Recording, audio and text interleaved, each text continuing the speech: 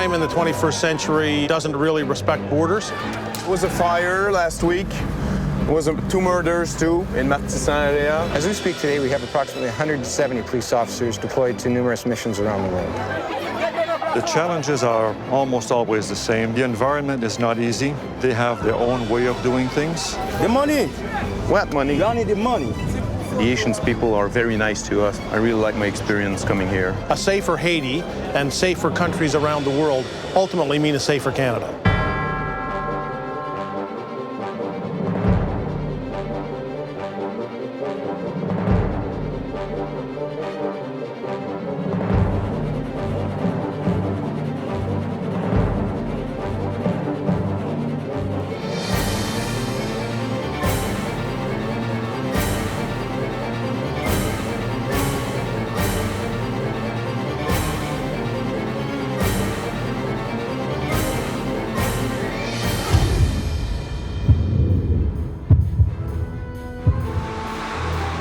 Afghanistan, Sudan, Ivory Coast, countries in conflict or upheaval, where peace and safety are threatened. Canada has committed its manpower to help these countries in need. But these are not soldiers or humanitarian workers. They are Canadian police officers. Through the RCMP's International Peace Operations Branch, they volunteer to help ensure global security by training and mentoring foreign police forces. We're going to try and help fix that problem. In a global world, we can no longer look at policing within our national boundaries or within our provincial or municipal boundaries. Crime transcends all national boundaries, and it's important that we develop strategies that take us to the source, which is often beyond Canadian boundaries. These officers are training for a 9-month deployment to Haiti. Staff Sergeant Gilles Desiel of the RCMP, you're under arrest for murder. Put your arms in the air, do it now. They've been recruited from national, provincial, and municipal police services across the country. This even raise his leg and kick me in the groin, I'm in big trouble. People are practicing to do that. Because Haiti is a French-speaking country, most of these officers are francophone. Comment on se sent avant de partir? On est un petit peu fébrile, on a hâte d'y aller, mais en même temps, on a eu beaucoup de documentation, beaucoup sur les risques qu'il y a là-bas. C'est pas sans risque. Il y a des risques de contamination, il y a des risques liés à la nourriture, le climat. The officers are trained to RCMP and international standards and prepared for the different challenges they'll face overseas. The RCMP is responsible for organizing and delivering the training for the officers that are deployed, including the pre-deployment, the recruiting, training while they are deployed, and at the end of the mission as well to look after their reintegration. There are medical briefings, tactical training, equipment fittings, cultural awareness sessions, and weapons training.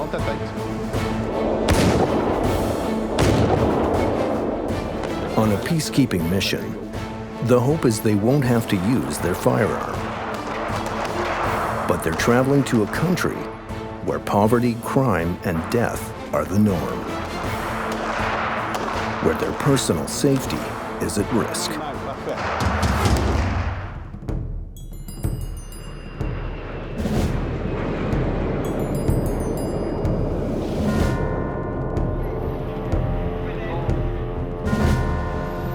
Life in Haiti is difficult.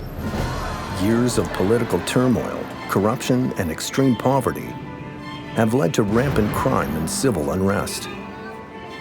In the past year, demonstrations against the rise in global prices for food and fuel turned to violent attacks.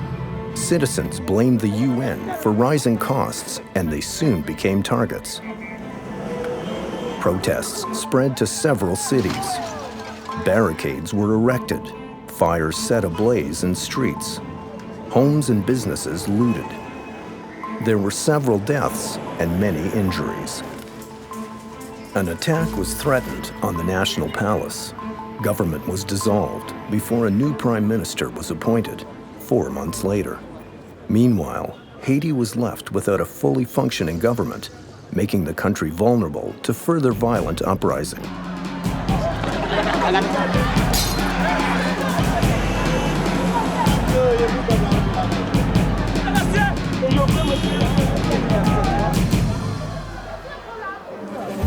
The UN military and police forces, along with the Haitian National Police, managed to contain the violence and avert disaster for the time being.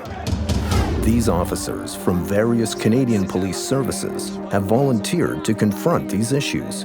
Here, they will work under the United Nations Stabilization Mission as UN Police or UNPOL. C'est difficile à décrire, parce que le sentiment qu'on a en arrivant, il faut vraiment le voir pour le croire, puis il faut le vivre surtout. On essaie de s'intégrer un petit peu. Comment oui? Pas plus mal. Combien? Combien? Combien? 100 dollars. 200. Il y a tellement beaucoup de choses à voir en même temps que c'est presque inimaginable là, le décrire. Là. C'est beaucoup d'images. Puis il fait très chaud ici. Heat, pollution, extreme poverty. The first challenge will be to adapt to harsh conditions and learn how to deal with culture shock. On arrival, each officer will be posted to a different region. One of the most difficult postings is Cité Soleil, one of the poorest areas in the Northern Hemisphere.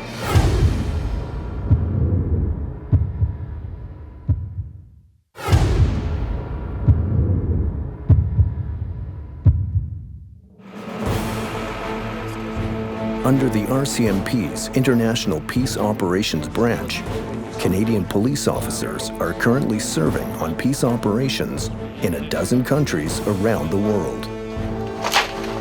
Dangerous places, even war zones like Afghanistan. They haven't got a lot.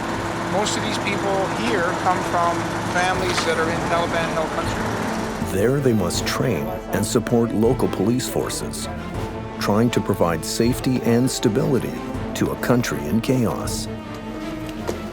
It's not easy, and it's risky. The latest contingent of Canadian officers has just landed in Haiti, the poorest country in the Western Hemisphere. That makes it a dangerous country.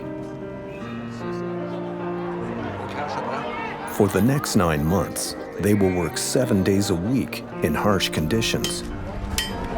On peut même faire 2, 3, 4 PNH par soir, là, tu sais, avec des heures de patrouille différentes. Their duties will involve coaching local police officers and patrolling dangerous areas. One of the most difficult postings on the mission is Cité Soleil. It is one of the poorest and most dangerous areas in the Western Hemisphere. Cité Soleil, il faut dire que c'est un bidonville, la région de Port-au-Prince.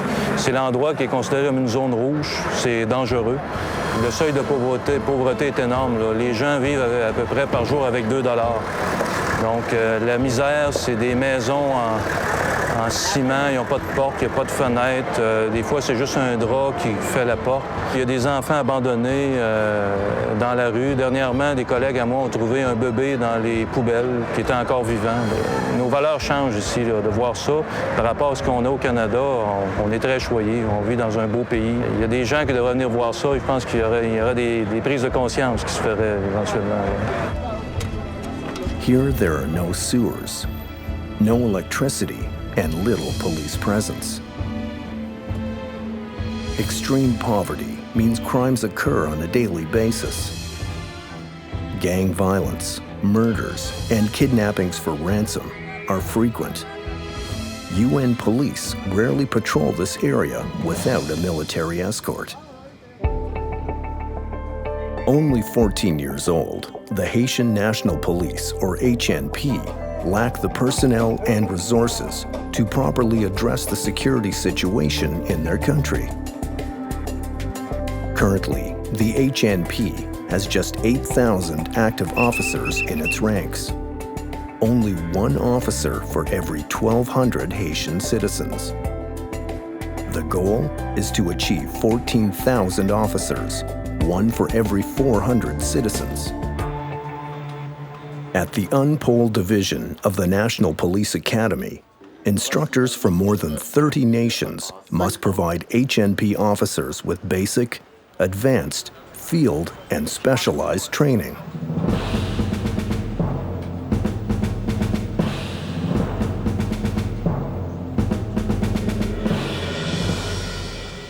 Well, I think if you look at the condition of the Haitian National Police Department, it is a police department that's evolving. So we talk about community policing, not in the traditional sense, but to meet with the population. So it's not an adversarial type relationship. The HNP was formed following the disbanding of the Army and has since been accused of corruption and other abuses. Canadian Unpol will work to train a police force that respects democratic principles and human rights standards. They are also responsible for vetting all HNP officers. Vetting is the background investigations of all existing PNH population, civilian and police officers as well. And the mandate is to determine integrity, honesty, if you will, of the police officers, because no investigations were ever done. The purpose is to certify the PNH employees, confirming that they meet the standards for international policing. Unpol officers also investigate major crimes and human rights violations, such as arrests without valid charges, evidence oversight, and overcrowding of prisons. Currently, over 7,500 inmates are being held in 17 prisons. Detainees live in unsanitary quarters with little more than half a square meter of room per person. Here, they use buckets as latrines. Canadian police officers are not obligated to go on such missions. They volunteer. Some Haitians disagree with the UN presence in their country, so on top of confronting difficult issues, officers will have to deal with resistance, frustrations, and threats to their personal safety.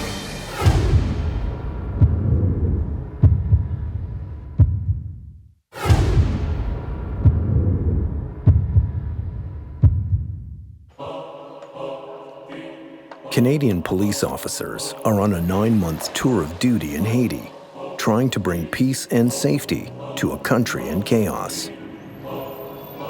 À bord du véhicule UN 20799, en compagnie de Papa Oscar 11, Papa Oscar 16, Papa Oscar 7. À vous. Sergeant François Bertrand is on patrol in the capital city of Port-au-Prince. His job, along with his UN colleagues, is to help the Haitian National Police uphold law and order in a fragile country. There was a fire last week. Little baby of 4 years old died in the fire, so we had to go there, monitor, and explain them how to work, how to treat the crime scene and everything. There was 2 murders too in Martissan area. 2 criminals were arrested with weapons, firearms. So we took the serial number, do the tracing of the weapon, found out that 1 weapon was stolen from a local police officer.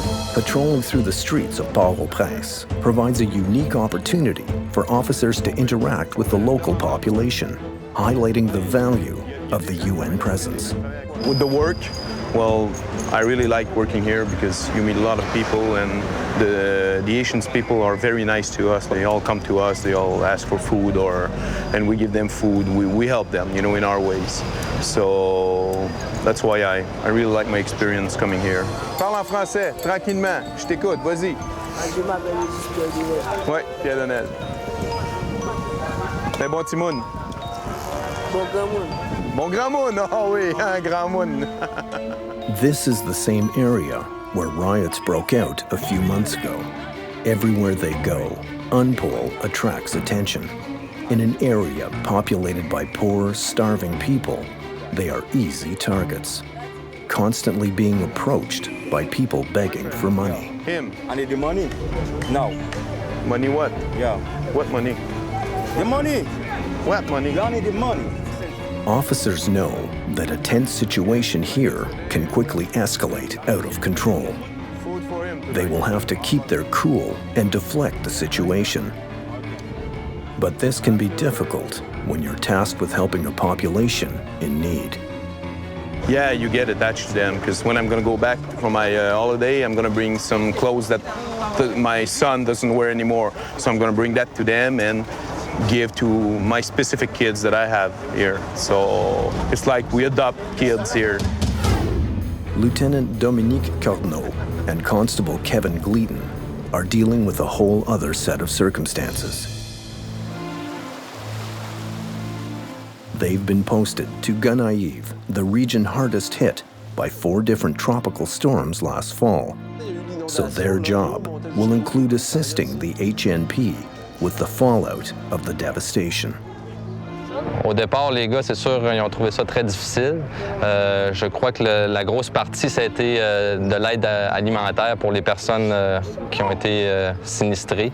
Par la suite, l'évacuation des personnes dans le besoin. Ça a été de la grosse tâche des gars, des personnes ici à Gonaïves. Ils vont satisfaire des besoins primaires. Hein? Il y a beaucoup de chômage. Ils sont préoccupés chaque jour pour pouvoir manger. Tous les infrastructures, ça a été démoli. Beaucoup de résidences qui ont été démolies. Il manque d'eau, beaucoup d'eau. Puis comme vous pouvez voir, c'est un climat très sèche. Donc beaucoup de poussière. C'est très, très sale là, dans la région aussi. Là. Garbage and debris still block the streets. After their houses were destroyed, several people are now living in these tents. Protecting a hungry, homeless population is a challenge. Moi, perdu boutique, moi, j'aime jeune rien, jusqu'à maintenant, j'aime faire boutique là. Il mentionne que monsieur a 8 enfants. Depuis les inondations, les enfants n'ont plus rien, plus de vêtements, pratiquement pas beaucoup de nourriture. Et ils trouvent ça très difficile. Les dames étaient en train d'expliquer aux policiers haïtiens qu'elles ont peur de la prochaine période de cyclone. Là. Parce que les rues n'étaient pas comme ça avant, les rues étaient bien dégagées. Là, maintenant, les rues sont encombrées, puis pour l'évacuation, ils ont peur un peu. Nous, notre travail avec les policiers haïtiens, c'est du monitoring et mentoring. On essaie de leur montrer une méthode de travail structurée et leur apporter conseil autant que possible. Quand on regarde la situation, c'est sûr qu'on se sent impuissant. Si on peut les aider juste par notre présence puis par nos encouragements, moi, j'espère juste que le petit bout de chemin qu'on peut leur aider à faire, là, si on peut leur procurer juste un petit peu de bonheur à débarquer, à jaser avec eux, là, ça leur donne de l'espoir. Je pense que c'est le mieux qu'on peut apporter. The goal is to give the HNP the knowledge they'll need for the day when the international community is no longer present.